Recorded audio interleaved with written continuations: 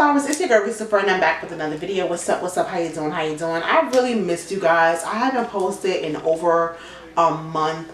I just needed some time. I'm trying to get back into the swing of things, but just life just got super hard. We are here to talk about this beautiful unit. If you guys watch my channel all the time, you've seen this unit before. This is from Thrifty by Daquanna White. She sent me 2 units. I slayed the black one on the video, and I did do a Instagram of this unit. This is a 4x4 closure Kinky curly unit. And I was like, you know what, let me like do something else with it instead of just throwing on a unit, because it was a 4x4 closure. So I decided to do some color, and I finally did it.